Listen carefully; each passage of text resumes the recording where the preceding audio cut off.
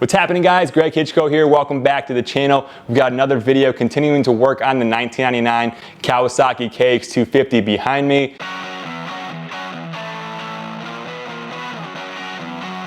Unfortunately, when you buy a new bike, you just can't unload it off the truck right onto the track. You have to dive into it, especially with a 20-plus-year-old bike like this. So if you guys saw the last video, I dove into the things you want to be doing and checking to your motorcycles after you buy them.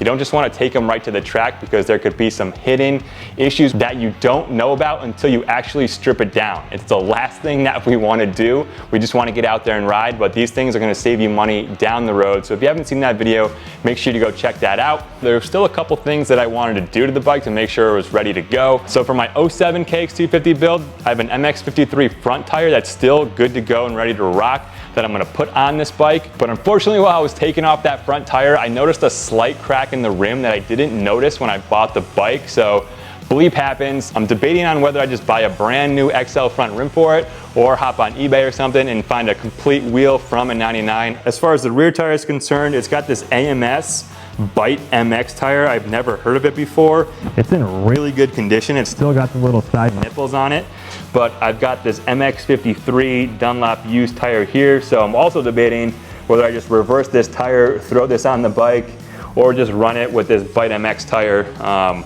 What do you guys suggest? Leave a comment below because I'm undecided. What I'm most excited for in this video is to put these purple Renthal 996 twin wall handlebars on the bike. Then also through Rocky Mountain, I was able to get these Renthal Kevlar Grips along with the Tusk safety wire and safety wire pliers. I have to say thanks to you guys for using my link in my description below.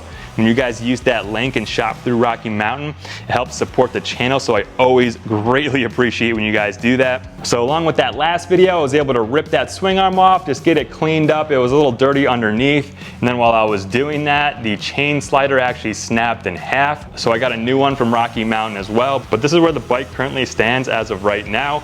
I'm gonna start with getting these ODI bars ripped off the bike, and let's get those sweet purple Renthals on there. But before I go ahead and rip these bars off, I'm gonna take the grip off of this throttle side. And the reason why I'm doing this is so I can pull the grip off while the bars are still on the bike, so I have a little bit of leverage. So what I'm gonna see if I can do is just blast some WD-40 down the grip, loosen it up, and hopefully it should come right off. I had a dirt bike shop owner back in the day, I won't name the shop, but he basically told me that WD-40 was only meant for screen doors.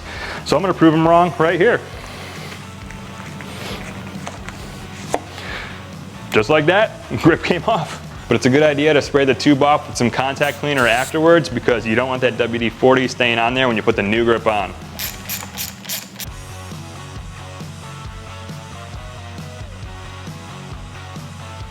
You think I'd learned by now to get a set of those JIS screwdrivers. That'll be on my next order.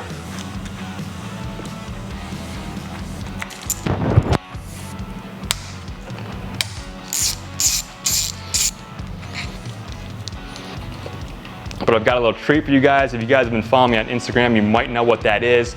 But half of that treat needs to go on this bike to get those purple bars on there. But I'm not going the complete setup yet for this build. That complete setup is coming down the road.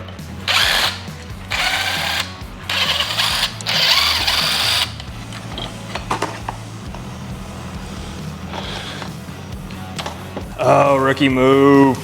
I need to put the top clamp back on to make sure the bolt doesn't spin inside the top triple clamp here in order to get it off.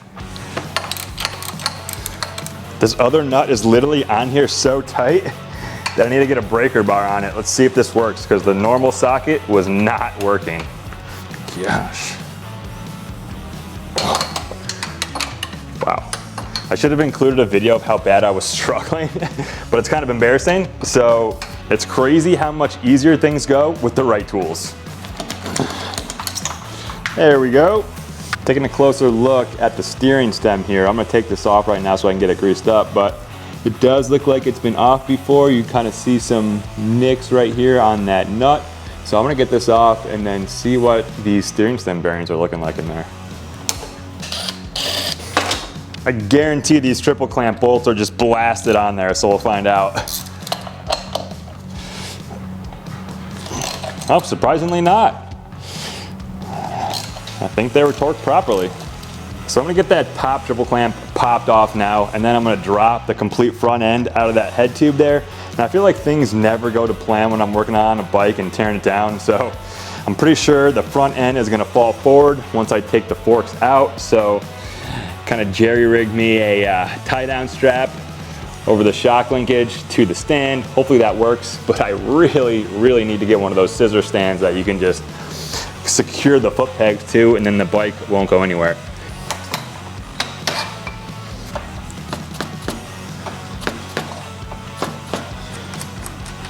Okay, hopefully with my properly tied down bike, I'm gonna grab the top bearing out. All right guys, let's see how this thing goes for us here.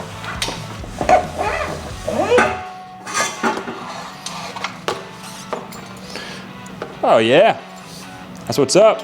Okay, checking out the top bearing here. So there's definitely not zero grease in it. There's a little bit of grease. Let me see if I can, I don't feel any play in it. So I'm glad I did take it apart so I can pack it more with grease. By the way guys, this is how we get it done here. We got the baby on the baby monitor in the garage, working while the baby's sleeping. Let's check out the other one here. Kind of the same deal with this base one. It actually turns really smooth. I'm just gonna pack a little bit more Maxima waterproof grease in there, and then we'll be good to go. Then how we do this, it's pretty simple.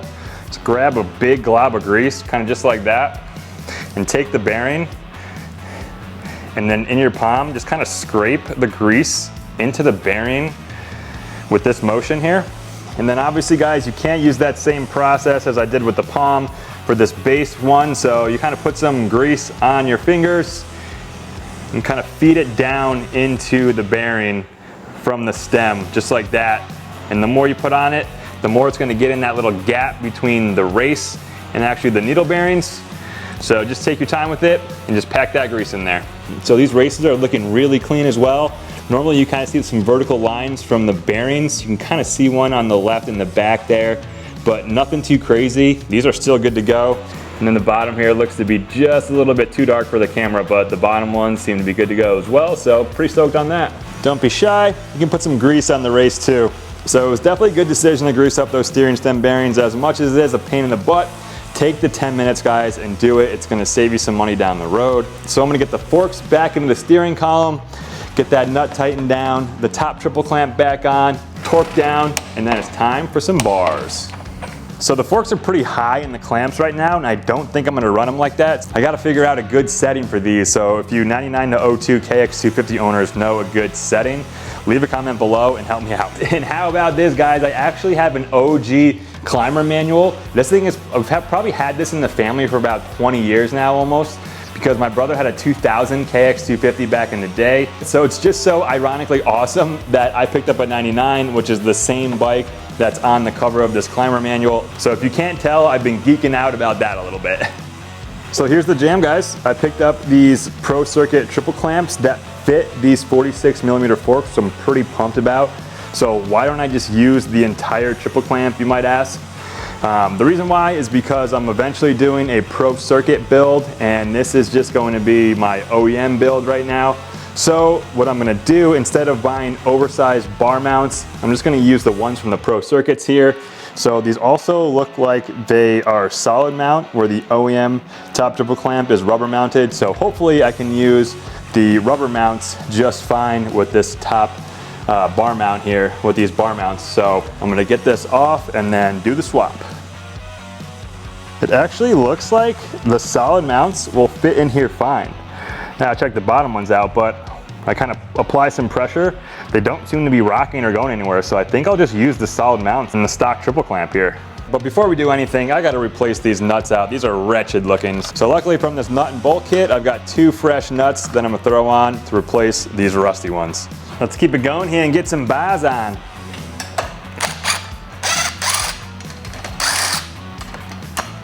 But first, we can't have these bolts looking all crappy, so we're gonna get them cleaned up in the prime pads.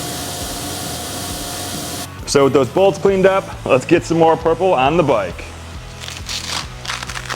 Gotta put the Pro Circuit logo out, not facing me. Just gonna get them snug down and then move them once I get all the controls on there. Already looks so much better. Oh yeah. before we go ahead and put the controls back on, checking out this brake reservoir, I can kind of clean it up a little bit, take the prime pads to those bolts and that outer clamp right there.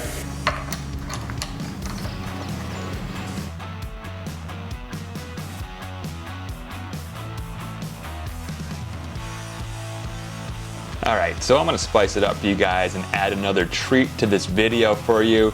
So if you guys have been familiar with the throwback two-stroke garage build shootout, if you watched the 2004 CR250 teardown video, you would have noticed that I pulled these arc levers off of that bike, which are pretty sweet. I didn't want to use them for that project because it would have been uneven against the other bikes having just stock OEM levers. So as much as you OEM lovers love the OEM setup, I'm going to throw these arc levers on the bike. The paint on the perch here is pretty gaudy and it seems to be coming off. Same with the arc clamp as well. So instead of throwing it on the bike looking all nasty like this, what I did was I grabbed some oven cleaner, which is great paint remover by the way. So I took the jug, threw the parts inside there, sprayed it with some oven cleaner, and maybe let it sit for an hour or so, come back to it and see if I can strip that paint off. But unfortunately for me, the brake lever isn't going to work with this model due to the way the brake lever attaches to the plunger in the master cylinder here. What I've heard actually is a way to upgrade these brakes. A couple of you guys recommended it in my prior video for the 1999 KX250 is actually upgrade to a CRF or CR front brake master cylinder, and once I do that, this lever will be able to work, but unfortunately for right now, can't use this lever. While the oven cleaner was doing its magic on the clutch perch, I then went ahead and put the Renthal Kevlar grips on. Pretty simple process, just used some grip glue and then took the Tusk wire pliers and threw some wire on there, and it actually worked great. I've been using ODI grips for a long time now and finally decided to switch back to normal grips with grip glue and the wire, and couldn't have been any easier. So if you guys need that tool, there's a link in my description below. Then popping back over the clutch perch, I probably let it sit in that oven cleaner for about an hour or so. It seemed to work really well though, guys. I basically just took a microfiber towel and brushed off all that paint that bubbled up off the perch. Rinsed it with some water, and then what I did too to clean it up nicely, took the coarse pad to it first, and then I've got a wire wheel on the other side to hit the nooks and crannies, and then I finish it off with the fine wheel as well. So now these things are just looking so good. So I got the clutch perch back together, and let's get it on the bike.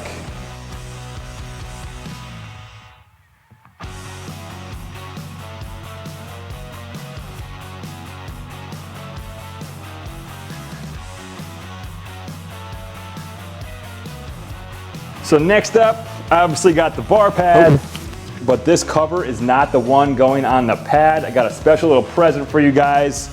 We've got a cloth Renthal one here, thanks to Nico Richter. He's got a gnarly KX build as well, and reached out to me and said that he had an extra cloth one here, and this is what I am putting on.